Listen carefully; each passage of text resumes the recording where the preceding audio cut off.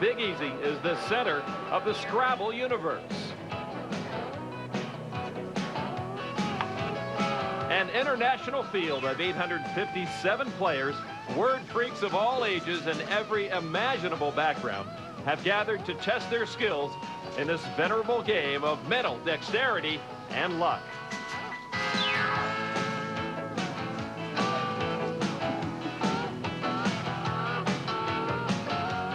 The top 2 players meet in our final with $25,000 going to the winner.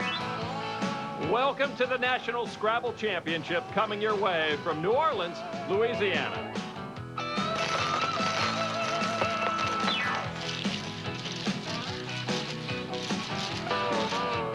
The championship is a best of 5 between our 2 finalists. You're looking at David Gibson, 53 years old, from Spartanburg, South Carolina. He is a math professor there, taking on Trey Wright, 30 years old, a classical pianist from Los Angeles, California. Hello, everybody. I'm Lon McCarron, along with Stephen Fatsis, the author of the best-selling book Word Freak, which chronicle his adventures in the world of competitive Scrabble.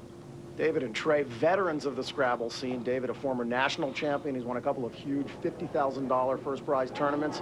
You're seeing a crowd upstairs watching on closed-circuit TV, getting some advice from a panel of players, expert players. David's keeping track of what's going on late in this game 2. Of course, where these 2 finalists are dead silent, except for the players' talk. Trey won the first game by a score of 365 to 328, and they're playing the same game we're going to play at home, basically, Stephen. Basically, same 100 tiles, 98 letters, and 2 blanks. You're going to see a lot of unfamiliar words, and in tournament play, you'll also see a clock, 25 minutes per player per game, and at the higher levels, players are going to keep track of the tiles as they're played, so they know, as the end game approaches, exactly what's out there. We're looking at some of Trey's possible plays. QATS, a common Scrabble word. STREWS, another possibility.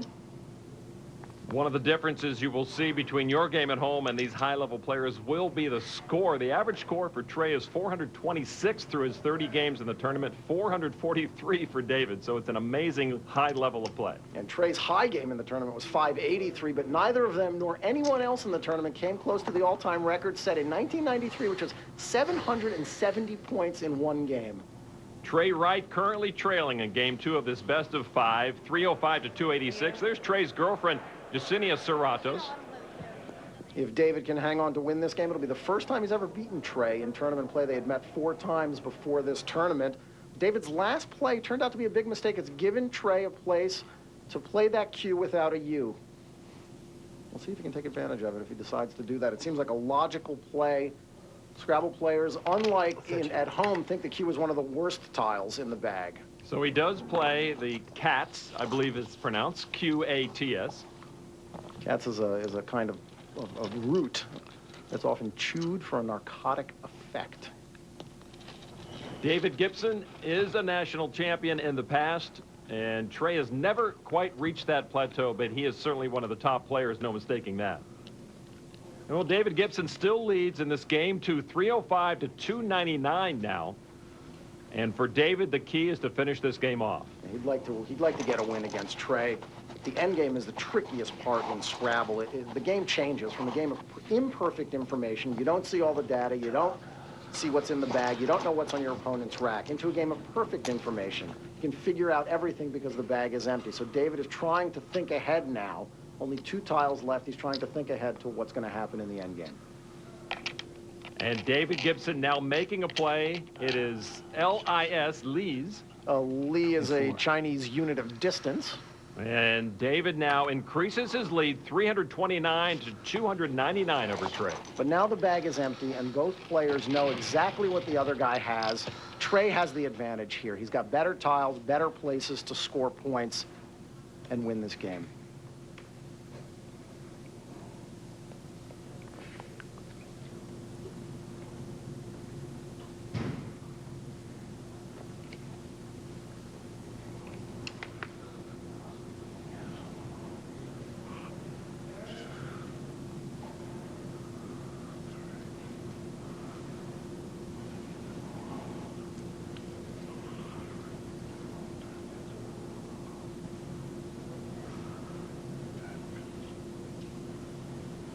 You'll notice, along with our two finalists in this room, two other people who are annotators for these championships. Yeah, they're keeping track of each of the players' letters on their racks and the moves that they make and the score.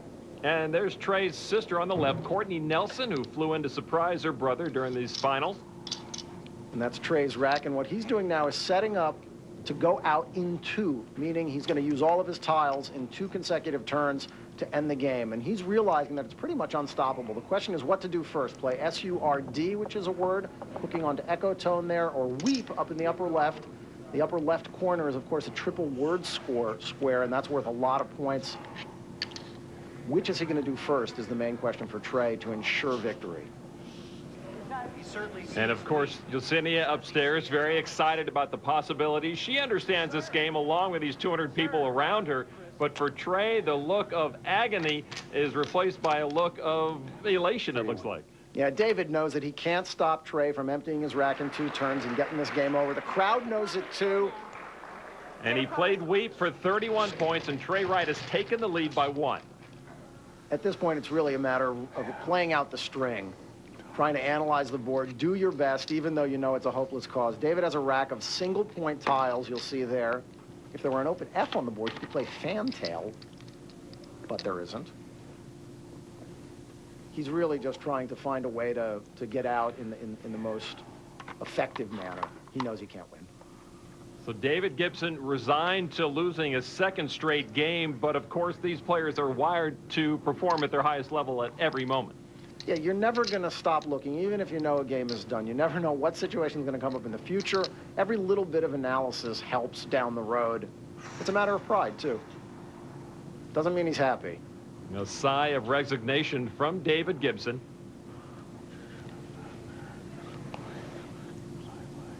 David still whispering the possibilities to himself.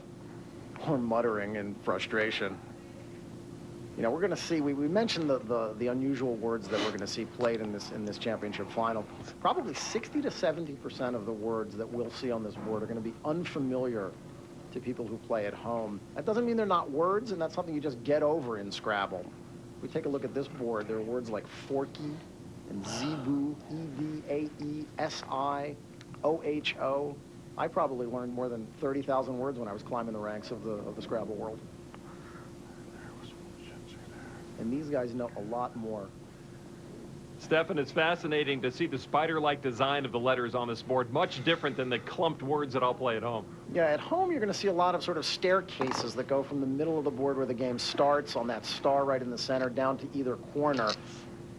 In expert play, words are going to go from side to side, top to bottom. You're going to see that triple word score column used with abandon. But offense and defense are in their minds as well. David Gibson is one of the best defensive players you will see, and that has served him well over the years. And he has decided on a play here. N-A, it's an adverb meaning no or not. He's also he's turned jot into jota, which is a Spanish dance. And he made the word on. And Trey Wright knows what he's going to play. He's already got the tiles on the board. Urds, a plural of a kind of bean, 17 points, plenty for him to win. And Trey Wright does win game 2 in this best of 5, 355 to 344. The entire audience upstairs, including Trey's girlfriend Yesenia, very pleased about the outcome. When we come back, game 3 of this best of 5 series.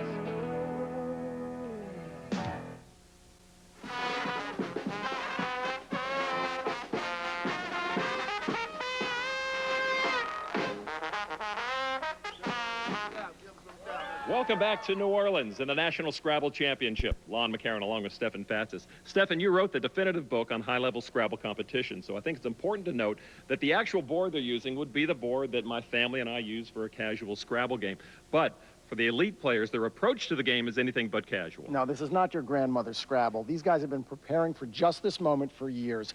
They've spent decades trying to master more than 120,000 words that are acceptable in tournament Scrabble. They'll study for as many as 4 to 6 hours a day. And when you get into a big tournament like this, you've got to think about more than the words. There's the clock, too. Absolutely. And if you want to be a top-level Scrabble player, buy yourself a thick dictionary and start reading. Let's get back to the play at the final table. David Gibson and Trey Wright know most of the words in the Scrabble dictionary.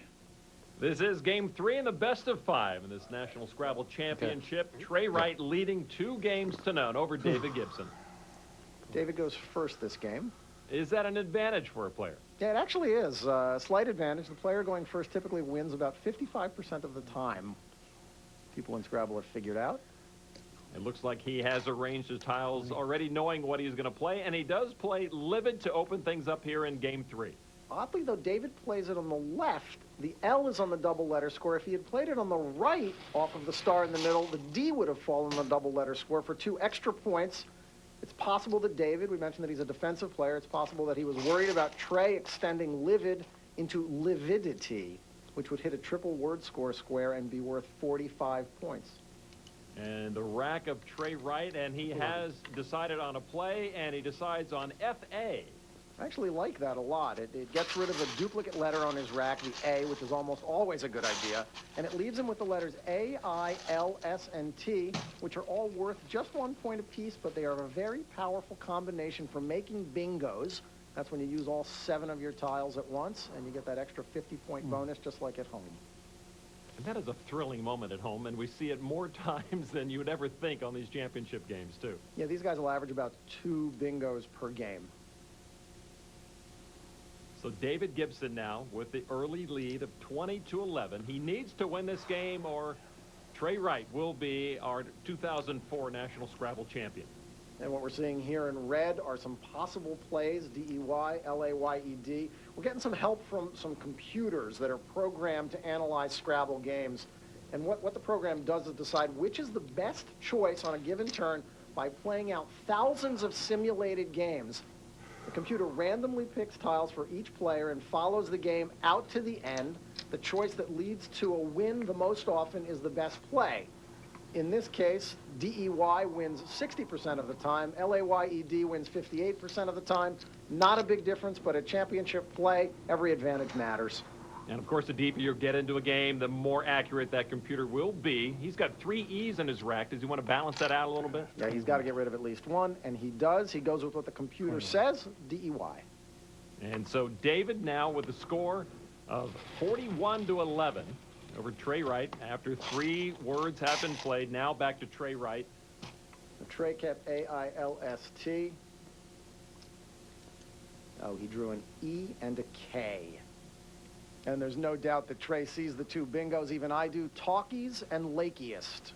And just like chess, Scrabble has a very definitive strategy. Trey has a game plan when he's behind. When I trail in a game, I am more likely to take the highest scoring play over the more defensive play. More likely to play more aggressively. I'll create openings. I'll try to create openings only for myself if it's possible. You know, maybe create a word that has a front hook that only I have that letter for, or that's not always possible. Sometimes you just have to open up the board and hope for the best. Well, Stefan, we know that Trey wants to open up the board. Does he have that opportunity with his rack? Well, that's what the panel that's watching on the big screen upstairs is trying to figure out. We've got the help of the computer and, frankly, my own knowledge here. This is an easy one. Trey's got Talkies and Lakiest. He's got several options, though, for where to play it and how offensive, how much he wants to open the board. You can see the options here. Lakiest under DE. Again, Lakiest coming down, hooking DEY, making a plural, and Talkies in the same spot. Lakiest vertically is worth 81 points. Horizontally, though, the same word is worth 82. I think he's going to go with the vertical. It's a little more defensive. It's easier to bingo through I, E, S, and T, which is what he would expose if he plays it horizontally, rather than bingoing through L-A-K-I. So now Trey's got a lead. He's going to play a little defensively. And he does grab every tile on his rack. He does play Lakiest vertically and takes the lead 92-41. The computer is telling us that Trey is suddenly an almost 2-to-1 favorite to win the game. And indeed, if he wins this game, Trey Wright will win the match and become the 2004 National Scrabble champion. We know he's a top-flight Scrabble player. He is also a top-flight pianist. He competed in the most recent Van Cliburn competition. We talked to Trey earlier about performing at the highest level of Scrabble and the highest level of music. Playing the piano is more physical. It's not very physical compared with a sport or whatever, but I am moving my fingers all the time and trying to think about the music and the audience and things like that.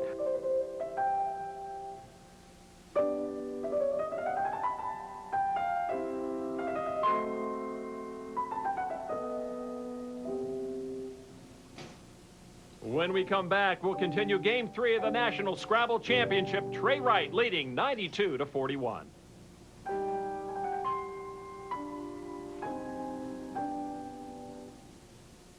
Championship, Trey Wright and David Gibson going head-to-head. Our final two competitors from an original field of 857. David Gibson trailing 2-0 to Trey Wright. David's rack with 3 E's once again, Stefan. He'll be looking to get rid of a couple of them if he can. The E is the most frequently occurring letter in the English language, and therefore also in Scrabble. There are 12 of them in the bag. And that's very deliberate. The guy who invented Scrabble, Alfred Butts, back in the 1930s, he counted the frequency with which letters and words appeared in newspapers and magazines and came up with the distribution in the game. And so David comes out with nixes for 37 points. He still trails, though, 92-78. Yeah, the computer does not like that move. It gives up the S, and Scrabble players need to hoard those S's. They're very useful in making bingos. David, though, a very defensive player, and we should give some credit here to the two guys that are running the computer analysis for us, James Cherry and John Chu, Scrabble experts themselves. They're crunching the letters here. And in most other competitions, it's not good to draw blank, but here you like it. Yeah, picking up the blank is enormous. This virtually guarantees that Trey Wright is going to throw down another bingo, and that would be back-to-back bingos. He's going to take his time, look for the right spot and the right word to balance both strategy and scoring. So Trey Wright looking for the perfect move, hoping to put a stranglehold on this game and the match, but in Scrabble, there can be huge point swings with every move, so no game is out of reach. And as you mentioned, Stefan, Scrabble did have humble beginnings, being invented in the early 1930s, but it has come a long way. And in recent years, tournament Scrabble has really taken off and become a huge game internationally. One of the great parts about the tournament right now is that we have players from age 11 to 93, and that's pretty much reflective of how the tournament scene has changed. We have a bunch of youngsters, especially. We've got a couple of 12-year-olds, 15, 16, and they're in here. They're beating up on adults. Most of them had winning records, and it's great to see players in their 80s and now 90s playing as well. So that's, I would say, the most significant change over the years is, you know, the scope of the age. I love the game. I think it's a great game, and we thought we were crazy because nobody else played the game. It keeps my mind alert, and it gives me something to do. Oh, I just like, I don't know, when you've won, if it's a close game, and you've just, like, squeezed it out, done all the right moves, you're happy. If you make a good bingo, if you just find a word, and with like, a hook or something, that's great. A lot of fun. The community is so big now. You know, you have almost 900 people here. 10 years ago, it was fewer than 400 people. So, but the great part is they're embraced as soon as they get in. These people, despite their diversity in every possible way, their love of Scrabble transcends that, and people are just welcomed into the fold, and it's really, it's a real community, a lot of affection and respect, and it's really something to see. And Stefan, it's quite an enthusiastic group of people that come here to the Nationals, and there you see one of the best, Trey Wright, and chronicling everything that happens on the board. You know, what Trey is doing here now is he's got that blank, he's got bingo tiles, he's writing down the possibilities. Players will record their racks during a game, and on each turn, when it's necessary, they'll write down the plays, where they go, how much they score, so that they can make a judgment on what the best move is. Trey's writing down these bingos. Aeronaut is one possibility. Argonaut, another possibility. Those score 78 points each. Those are known as double doubles. They cover 2 double word score squares at the same time.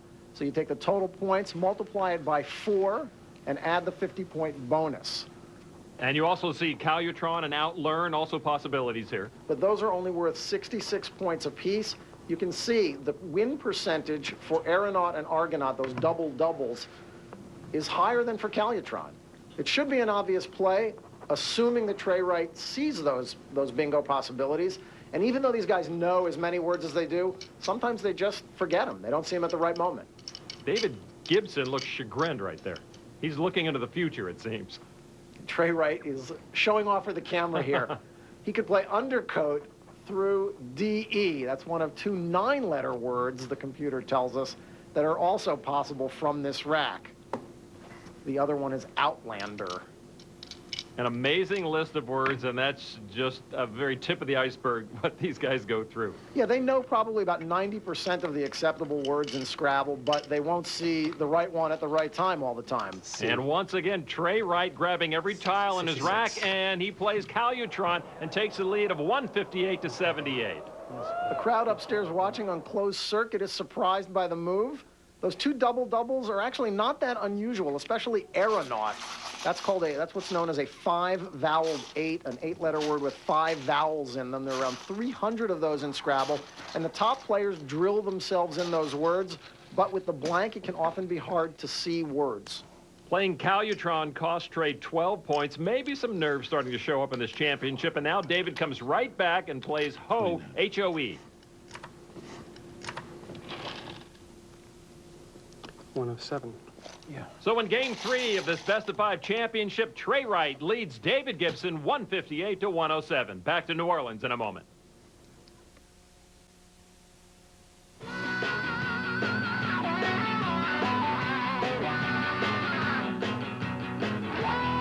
Welcome back to the National Scrabble Championship. We are in New Orleans, Louisiana, and this is game 3 in the best-of-5 championship match between Trey Wright and David Gibson. I'm Lon McCarron, along with Stephen Fatsis, who is a sports writer for the Wall Street Journal and also a competitive Scrabble player in your own rights. And Trey Wright with a lead right now, 158 to 107, and David with a lot of work to do.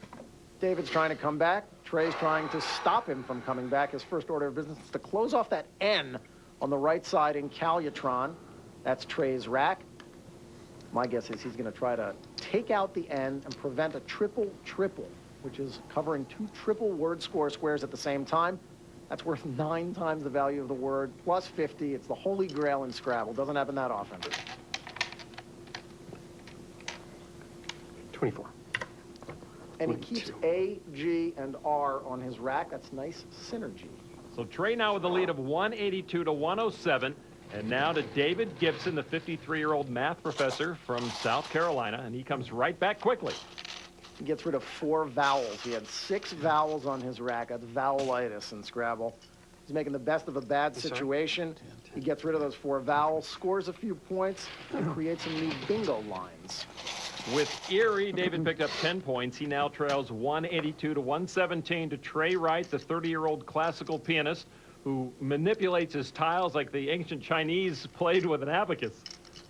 Trey will set them up initially, and you see it right there, in alphabetical order. That often helps players remember combinations, remember long words. This is a very complicated rack. The key is to open up opportunities for yourself, but not too much for your opponent. So here we see some of the possibilities. Ruga, it's what the computer is showing us. Grum in the same area. Question here, what's better, keeping M, R, S, and U, which is what you would do with Ruga, or A, R, S, and U with Grum, or play down on the bottom there. Murrah and Murr, 2 possibilities. We see the percentages. Ruga is favored by the computer. I don't think a computer could keep up with Trey Wright's notations. So a number of possibilities for Trey Wright. And you see the letters on the left are the ones that have been played. Trey has crossed them out. On the right, he's written down racks and possible words from previous turns. And you can see it in his eyes. He's trying to play the board forward depending on exactly what tiles he puts down. He decides on Murr. That's a kind of diving bird. The computer doesn't even have this among its top 3 choices. Action now back to David Gibson, who's won every major championship in Scrabble and remembers every time he's played Trey Wright. We played twice 2 years ago, the Nationals in San Diego. He won both games pretty handily. he just like orchestrated the whole game. You know, he's a concert pianist, and he really composed the board. He really had me running all over the board. He controlled both games one-handedly. We played twice here in this tournament in the regular season, and he just, it was close. They were close, but came down to the end, and he won both games. The first game, I was stuck with the cue, and he won in a close game. And the second game, I had him by over 100 points right near the end. If ever I had a chance to finally beat this guy. And I didn't close the board down quite enough, and he got 2 straight bingos, got a nice X play, and edged me out right near the end. It was heartbreaking. I finally was going to get a chance to beat this guy, and he beat me again. And so I'm 0-4 against him, and he's a heavy favorite here in the finals. He's a complete player. He knows 2s to 9s, words I'd never even heard of before. David protests a bit too much. He won the 1994 National Championship, the first $50,000 tournament in 1995, retired, wrote country music, came back, won the $50,000 All-Stars tournament last year. 77. And he's got a bingo here. The bingo is sponged, and it pulls him within 7 points of Trey Wright. Our computer still shows, though, that Trey has a 70% chance of winning this game. And that's largely because it's his turn, and he may have some opportunities to score. You see his letters arranged in alphabetical order. He's looking at the board. He's looking where David just played. Right under the O in sponged is the triple word score square, and he's got a W that'll fit there. He's got to be eyeing that spot. Trey Wright looking into the eyes of David Gibson. Very familiar opponent there. Now he's got, you see AWA, that's a good word in Scrabble. The W, typically one of the worst letters in the game, but Trey can really take advantage of that opening. And there it is, AWA, it's worth 39 points. So Trey Wright with a lead now of 240 to 194, and that 3-letter word, very powerful. Yeah, the short words make up less than 5% of the words in the Scrabble list, but they account for about 75% of the words played and nearly half the total score. And the bingos? Just 6% of the words played and 28% of the words scored, but the big words are the difference in these games. Everyone knows the little ones. The more bingos you master, the better off you are. And David's got a blank in his rack, but not much more, it looks like. No, a lot of junk there. J, U, W, very clunky. He's going to need to get rid of 2 of those 3, I think. The J's worth 8 points, so it'll give him a chance to score. Well, it looks like he's at least considering the word jam. But that would keep the equally clunky C, U, and W. Those just don't go together. Our computer likes C-U-M, cum, like in summa cum laude, or C-W-M, which is a basin and a mountain. David doesn't seem to like anything. He does not. Very expressive, David Gibson, in a subtle sort of way. Jam would be worth 36 points. He played over on the left side of the board down at the bottom. 36, you heard him say it. And David does bring tiles out, and he will play jam. So 36 points on the jam for David Gibson. Not a slam dunk move. The computer did not like it. It says David's only got a 40% chance of winning. 30. Trey comes right back.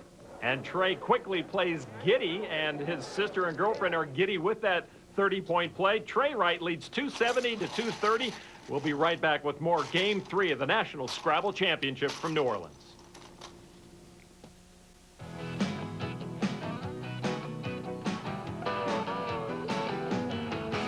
Welcome back to the National Scrabble Championship from New Orleans, Louisiana. I'm Lon McCarron along with Stephen Fatsis, and this Game 3 of the best-of-5 championship between David Gibson on the left and Trey Wright, who is leading currently 270 to 230. You see, David did not get much help for that blank, and that might explain the sigh. Here's some possible plays. Yuck, down in the lower right. Couch, up at the top, hitting that triple word score square. And echoic, making that blank an I, but that would burn the blank, and David certainly doesn't want to do that. At this stage, he wants to hang on to it and try to bingo. And be careful playing words like that at home. You could injure yourself. You can see that David has put the UCH on the right. I guess he's leaning toward yuck. Tugging at his mustache. And he will play it. 36. 36 points. He closes Trey's lead to just 4, 270 to 266. So David Gibson has trailed most of this game, but now has crawled a bit closer. And that blank is a huge advantage if he can find some tiles to go with it. It doesn't look good even now. A good look at Trey Wright. I think Tom Cruise would play him in the movie version, huh? There's Trey's rack. You see, QAT is on the rack. He picked up the Q, but he very fortunately got the A and T, and that's exactly what he's going to do. So Trey does play cat, Q-A-T. We saw that played in game 2 as well. One of the few words you can play with a Q and without the U. And we mentioned David Gibson is a math professor. He says that Scrabble is as much a math game as it is a word game. With Scrabble, mathematics is what it's all about. It's thinking skills, it's spatial relations, you're all the time thinking probabilities. You know, if I do this, what's the chances that my opponent can come back and do this? Well, there's these certain letters out, and he might could do this, but yet maybe if I do this, there's not quite as much chance if he could hurt me over here if I do this. So you're all the time thinking mathematically, you know, scoring, but also what's the odds that this might happen or that might happen. So it's, and looking at the whole board, the spatial relations, visualizing what already happened, what may or may not happen, getting the whole picture, visualizing the Scrabble board as a 15 by 15 playing field. David and Trey using almost every inch of that playing field right now. There's the rack of David Gibson. He has some making up to do. I think he just realized that there's an open eye on the board. He could make clowning, but he's one square off from being able to do that. A very expressive face. I think he just saw a possibility go away. Oh, he's hurting.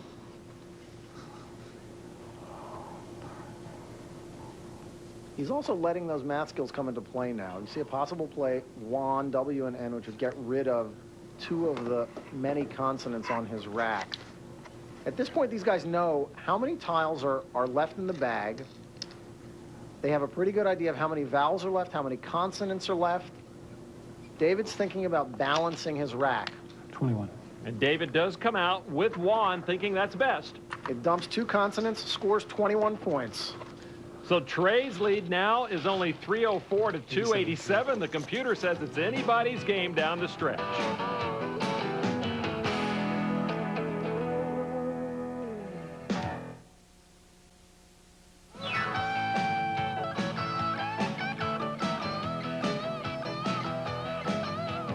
Back in New Orleans at the National Scrabble Championship.